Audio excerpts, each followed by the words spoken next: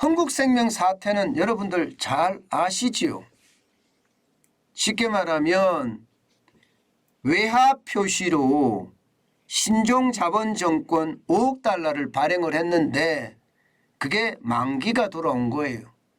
만기라고 이야기는 할 수 없죠. 영구채니까. 그죠? 일반적으로 사실상 5년물이라는 것. 예. 5년이 되면 이 콜옵션을 행사, 조기 상환권을 행사를 하는 게 일반적이거든요. 5년이 되면.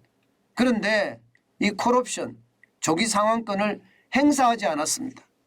그래서 채권 시장이 발칵 뒤집혀졌어요. 강원랜드 발 채권을 디폴트를 시키니까 원화 채권 시장이 발칵 뒤집혀졌었잖아요. 흥국생명이 이게 영구채에 대한 콜옵션을 행사하지 않으니까 달러 채권 시장이 또 발칵 뒤집어졌어요. 이렇게 발칵 뒤집어지니까 정부와 대주주겠죠. 정부와 대주주가 나섰습니다. 쉽게 말하면 달러 채권 그냥 조기 상환하는 거 그냥 그대로 하겠다. 번복을 했어요. 번복. 그 규모가 이제 5억 달러죠. 5억 달러. 이거를 이제 6개월 미뤘다가 다시 번복을 해서 이제 예정대로 그냥 이게 9일인가요? 11월 9일이죠. 예정대로 조기 상환하겠다. 이렇게 나온 겁니다. 저는 이것을 보면서요. 굉장히 생각을 많이 하게 되더라고요. 애초에 이런 일을 안 만들었으면 안 되나요? 분명히 흥국생명이 이 5억 달러에 대해서 생각을 했을 거란 말입니다. 이게 콜옵션을 행사 안 했을 때 우리 외화 표시 채권 시장에 미치는 영향 반드시 생각을 했을 거예요. 흥국생명 입장에서는요. 5억 달러를 다시 차환 달러채 신종자본정권으로 발행을 하면 이게 금리가 워낙 높고 뭐 8%가 넘으니까 금리가 워낙 높고 여기에다가 이게 미매각이 일어날 수 있는 발행 금액만큼 이게 조달할 수 없는 그런 위험성이 있으니까 차라리 이거 좀 6개월 미루자. 그러면 이자만 더 주면 되지 않느냐. 어떻게 생각하면 이자를 한 6%대 주면서 8%대로 다시 발행하는 것보다가 내가 더 아낄 수 있다. 이런 생각으로 단순하게 시행을 했다. 이렇게 보이거든요. 실제 흥국생명도 그렇게 이야기하고요. 여기에다가 정부 당국도 이렇게 설명을 했습니다. 아니 자본은 넉넉하다. 흥국생명만큼 자본이 넉넉한 데가 어디 있느냐. 현재 가지고 있는 돈만 하더라도 충분히 갚을 수 있는 능력이 있는 데다가 대주주가 태광산업 아니냐. 그렇기 때문에 문제가 없다. 이렇게까지 이야기를 해왔습니다. 그런데 왜 하필 이렇게 했을까요? 왜 하필 이렇게 했을까요? 이게 굉장히 단기적인 시각이죠. 달러 표시 쉽게 말하면 외화 채권에 대한 사실상의 디폴트가 난 거예요. 사실상 5년 만에 콜옵션을 행사해야 되는데 못했으니까 실리를 쫓았다 이렇게는 이야기하지만 시장에서는 사실상 디폴트가 난 겁니다. 그래서 저는 왜 이렇게 했을까 싶어요. 왜 이렇게 했을까. 지금도 그렇게 이야기합니다. 가용 자본이 2조 7,734억 원이나 되고 조기 상환으로 금액을 주면 이거 25% 정도에 해당되는 수준이고 자기 자본 비율도 1조 9,718억 원이 있으니까 문제가 없다 이렇게 이야기를 했거든요. 그런데 시장은 그렇지 않잖아요. 시장은 그야말로 화들짝 놀라서요. 한국 채권, 외화 표시 한국 채권이 시장에 마구마구 쌓였잖아요. 저는 이것을 보면서 참 소잃고 외양간을 고치는구나. 저는 이 생각 진짜 많이 합니다. 이게 진짜 안타깝기는 하지만요. 이 경제 주체 세력들 말입니다. 믿어도 될까? 이런 생각이 저는 부쩍 많이 듭니다. 진작에 이 부분에 대해서는요. 뭐 금융당국에서 막았으면 돼요. 추경호 경제부총리가 막았어도 돼요. 강원랜드도 마찬가지라고 저는 생각해요. 2,050억 원에 대한 것도 디폴트가 내면 안 된다는 거, 이거 뭐 상의를 아무도 안 했다고 이야기를 하지만 이거 몰랐을까요? 몰랐으면 그것도 책임 방기죠. 책임 방기. 저는 그래서 금융당국을 이대로 놔두면 진짜 큰일 나지 않겠느냐 하는 그런 두려움 좀 있습니다. 위기를 위기로 인식하지 못하는 것도 저는 문제라고 봤는데, 이번에 흥국생명을 보면서 말입니다.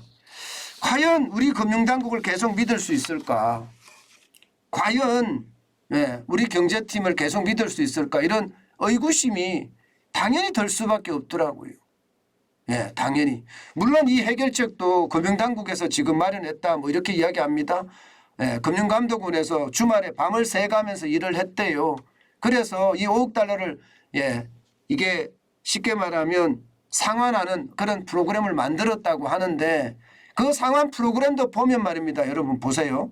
그 상환 프로그램도 보면 5대 시중은행이 4대 시중은행이 4천억 규모의 RP 환매조건부 채권입니다. 이것을 매입하기로 했어요. 지난번에 5대 시중은행이 92조 내놓겠다고 했잖아요. 그 일환이라고 저는 보입니다. 그리고 보험사에서부터 1,000억 대출을 받고요. 나머지 부족한 것은 태광산업 대주주입니다. 대주주가 자구책을 마련해서 이게 9일 날 5억 달러에 대한 신종자본증권 상환을 할 예정이라고 합니다.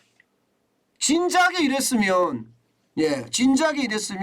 이렇게 오해를 사지도 않고 큰 문제까지도 발생이 되지 않았을 것 같거든요. 그런데 왜 이걸 진작에 못했을까? 왜 또 소일고 외양간을 고치는 모양새가 나오는가? 왜 또 정부의 대응이 늦었다는 이야기가 나오는가? 저는 그런 거를 보면서 말입니다. 이게 경제팀의 어떤 경륜이나 경제팀의 어떤 능력이나 이런 게 좀 부족하지 않을까? 저는 그런 의심까지 합니다. 솔직히 조금 두려워요. 게다가 말입니다. 여러분 보세요. 2017년에 한국생명의 신종자본증권을 발행을 했다고 하잖아요. 그런데 보세요. 2027년 9월 7일에 조기 상환 자금 마련을 위한 신종자본증권 발행 결정을 했습니다. 그러면 이때가 미매각이 났을 거 아니에요. 미매각. 발행 금액만큼 쉽게 말하면 청약을 하지 않은 거죠. 그래서 이게 보면 9월 7일입니다. 그리고 10월 31일이에요. 발행 여건이 어려워 콜옵션 행사 불가능하다고 판단한 게, 이게 기간으로 보면요 2달입니다. 2달. 2달 동안 금융당국이 몰랐을까요? 알았을 거예요. 금융당국하고도 상의를 했다고 했으니까요. 공시를 하자마자 11월 1일 날 공시하자마자 달러채 채권 시장이 박살나 버렸잖아요.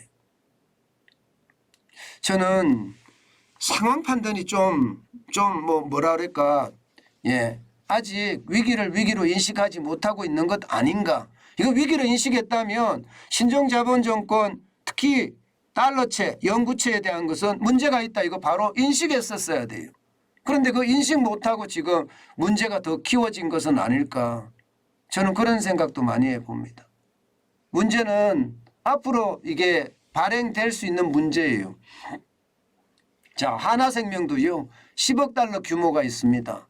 내년 4월 23일입니다. 그리고 KDB생명도 2억 달러가 있어요. 내년 5월 21일이에요. 그리고 신한금융지주도 5억 달러가 있습니다. 내년 8월 13일이에요. 물론 뭐 하나생명, KDB생명, 신한금융지주 굵직굵직하고 큰 기업이기 때문에 문제는 없을 거다 이렇게 예상은 하지만 말입니다. 또다시 말입니다. 시장을 제대로 파악하지 못하고 시장에 대한 실기가 일어난다면 저는 그 실기가 이게 금융위기로 저는 촉발될 수도 있다고 생각해요. 여러분 지금은요 삐끗하잖아요. 그러면 위기 옵니다. 이런 아주 절체절명의 순간인데 이 순간에 저는 최악의 상황까지 맞을 수밖에 없는 그런 상황이 될까 두렵습니다. 제발 우리 금융당국이 정신 바짝 차리고요. 위기를 위기로 인식하고 선제 대응을 하는 모습 보여야 될 것 같습니다. 지금 선제 대응하는 모습이 그렇게 확연하게 드러난다고 저는 못 믿겠습니다. 그래서 좀 더 두렵다는 생각 점점 커집니다. 네, 어쨌든 금융당국이 그 어느 때보다 이게 불안한 감도 있지만 또 이게 아주 기민하게 대응을 해야 된다는 것 다시 한번 말씀드립니다.